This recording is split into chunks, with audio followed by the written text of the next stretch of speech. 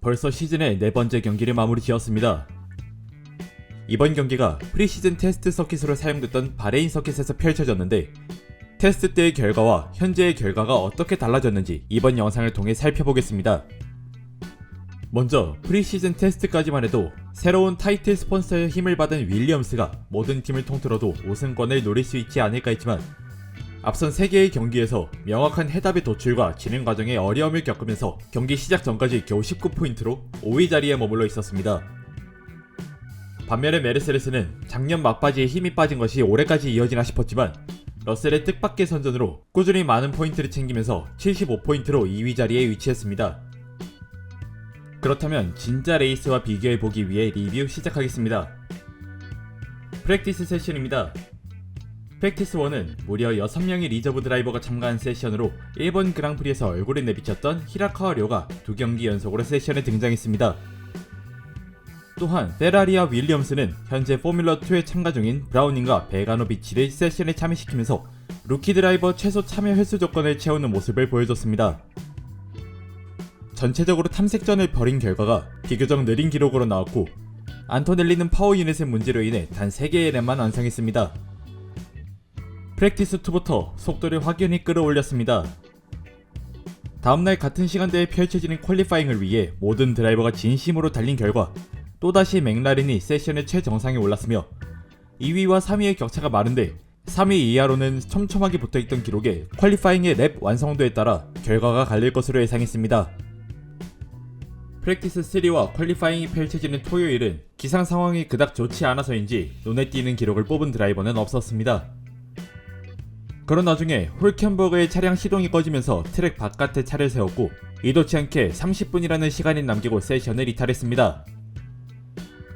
하지만 이 녹록치 않은 상황 속에서 피아스트리가 다른 선수들과 비교했을 때 비교적 뛰어난 모습을 보여주면서 세션을 마무리했습니다.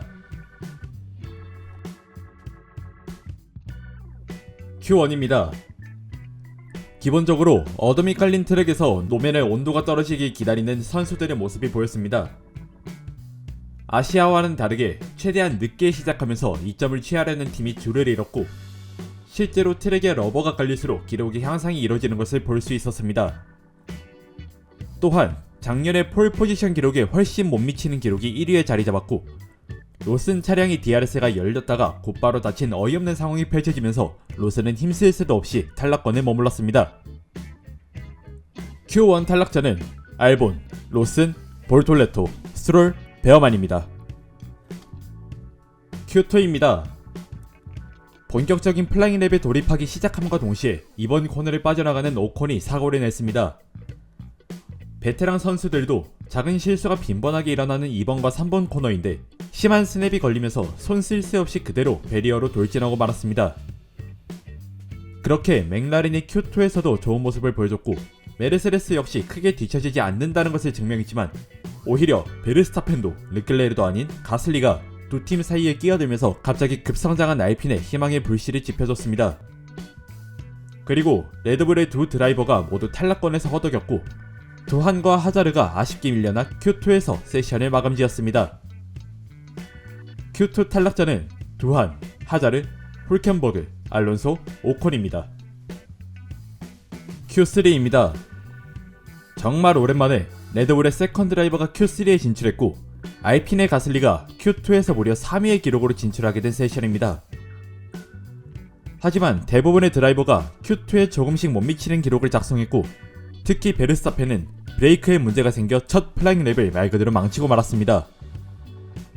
이후 큰 사건 없이 진행됐던 이번 Q3는 피아스트리가 유일하게 29초대에 진입하는 것에 만족했고 츠노다는 유일하게 31초대를 기록했습니다. 그리고 눈에 띄는 것은 안토넬리와 가슬리가 무려 4그리드와 5그리드에 자리하게 됐다는 것인데 이것이 중요할 수 있는 이유는 드라이버 챔피언십 1, 2위를 겨루고 있는 노리스와 베르스타펜이 각각 6그리드와 7그리드에 자리했기 때문입니다.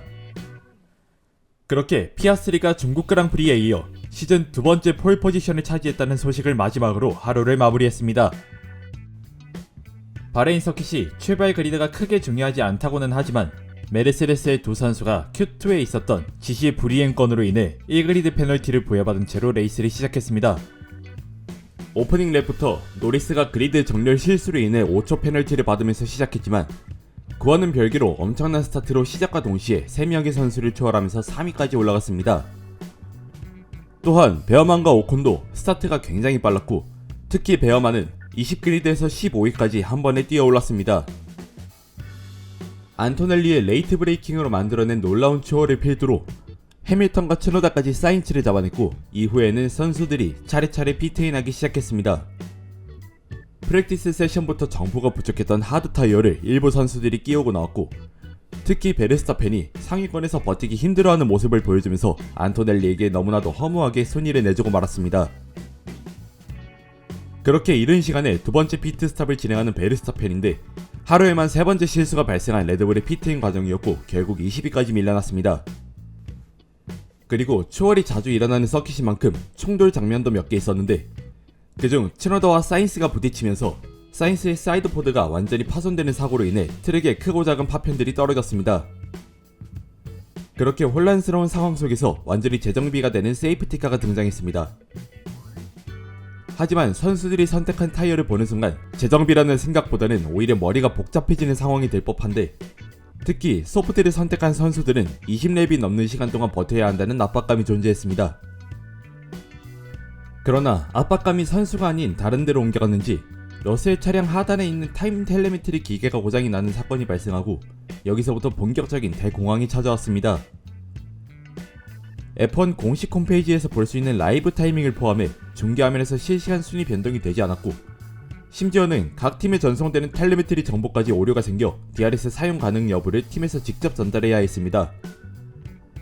그런 혼돈 속에서 러셀이 DRS를 부정 사용했다는 메시지가 나왔고 복합적인 문제로 인해 발생한 것인지 혹은 단순 팀이나 개인적인 실수로 발생한 것인지에 따라 페널티 여부가 갈릴 것으로 예상했습니다. 그리고 20위까지 떨어졌던 베르스타펜은 어느샌가 6위의 가슬리를 거의 따라잡았고 1포인트를 두고 F2 시절 팀메이트였던 베어만과 안토넬리가 장우를 겨뤘습니다.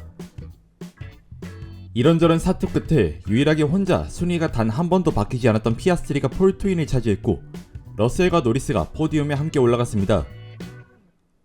또한 페라리는 작전에서 큰 이득을 가져가면서 포디움에 한 급 벗어난 4위와 5위를 차지했으며 가슬리는 4그리드에서 출발해 7위로 마무리 지으며 팀의 첫 포인트를 수확해내는데 성공했습니다. 또한 츠노다는 정말 오랜만에 레드불의 세컨 드라이버가 포인트를 얻어내는데 일조했고 하스는 하위권 팀이 맞나 싶을 정도로 또다시 더블 포인트 피니시라는 업적을 이뤄냅니다. 전체적으로 타이어 그레이닝을 견디지 못한 드라이버들이 다수 있었고 일본 그랑프리와는 정반대로 배틀 장면이 고루 분포해 있었기 때문에 초월 장면의 희열을 느끼는 분들은 이번 경기를 굉장히 재밌게 봤을 것으로 예상합니다. 또한 키렐리가 예측했던 타이어 전력과 다르게 흘러갈 뻔했고 실제로 안토넬리는 3스탑을 하면서 다른 선수들과 비교했을 때 어느 정도의 손해를 보게 되면서 결국 전경기 포인트 피니시 기록이 바레인에서 마감됐습니다. 이번 영상 내용은 여기까지입니다. 혼란스러웠지만 어차피 우승은 맥라렌이었습니다.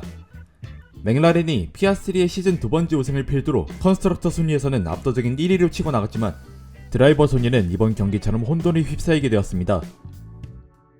저는 다음 경기인 사우디 그랑프리 프리뷰 영상으로 돌아오겠습니다. 시청해주셔서 감사합니다.